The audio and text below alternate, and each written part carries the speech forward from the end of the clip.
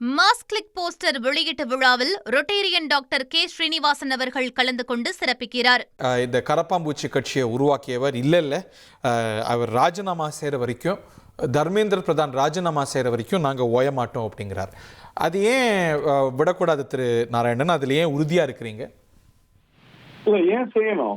ஒரு பிரச்சனை நடந்துச்சு, அதை அரசாங்கம் ஆமாம் இந்த தவறு நடந்தது என்பதை அரசாங்கம் கண்டுபிடித்து அதை ஏற்றுக்கொண்டு அதற்கு உரிய பல்வேறு மாற்று ஏற்பாடுகளை செய்து மறுதேர்வு நடத்தி அதுக்கு உண்டான முடிவுகளும் வந்துவிட்ட நிலையில இது தேவையற்ற பதட்டத்தை வெற்றி பெற்ற மாணவர்களிடையே இந்த அகாடமிக் இயர்ல இந்த கல்வி ஆண்டுல குழப்பங்களை ஏற்படுத்தக்கூடிய வகையில நடைபெறக்கூடிய இந்த ஆர்ப்பாட்டங்களை கண்டிப்பாக இது தவறு என்று சொல்வது அரசாங்கத்தினுடைய கடமை.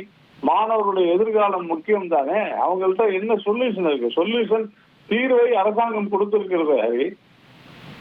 Point taken. பட் இந்த மாதிரி அக்கௌண்டபிலிட்டி மினிஸ்டீரியல் லெவலில் ஃபிக்ஸ் பண்ணுறது இது முதன்முறை இல்லையே. நீங்களுமே கோரி இருக்கிறீங்களே, இப்படி பிரச்சனைகள் வந்தபோது நீங்கள் கோரியதில் வெற்றியும் பெற்றிருக்கிறீங்க, ராஜினாமாவும் செய்ய வச்சிருக்கிறீங்க.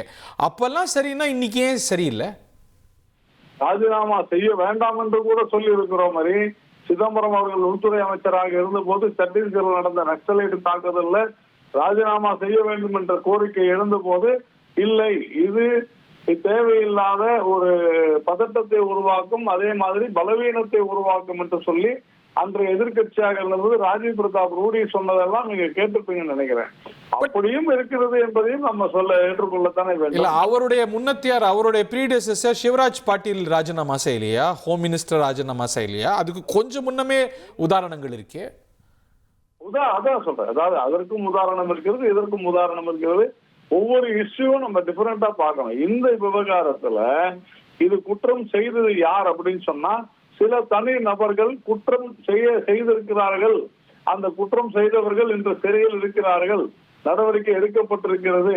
மாணவர்களுடைய எதிர்காலம் பாதிக்கப்படக்கூடாது என்பதற்காக மறுதேர்வு நடத்தப்பட்டிருக்கிறது. வருங்காலத்தில் இது போன்று நிகழக்கூடாது என்பதற்காக புதிய சட்டங்களை உருவாக்குவோம் என்று சொல்லப்பட்டிருக்கிறது.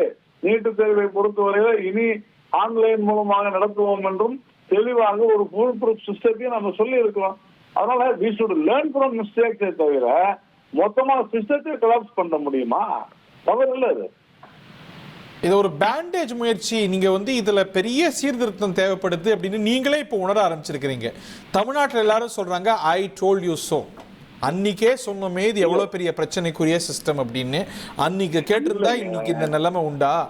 இல்ல சீர்திருத்தத்தை செய்தது நரேந்திர மோடி அவர்கள் தலைமையிலான பாரதிய ஜனதா கட்சி. அந்த சீர்திருத்தங்களை ஏற்றுக்கொள்ள மாட்டோம் அப்படின்னு சொல்லி நாங்கள் படுகொழியில் தான் விழுவோம் என்று சொல்வது எதிர்கட்சிகள். தயவு செஞ்சு புரிஞ்சுங்க.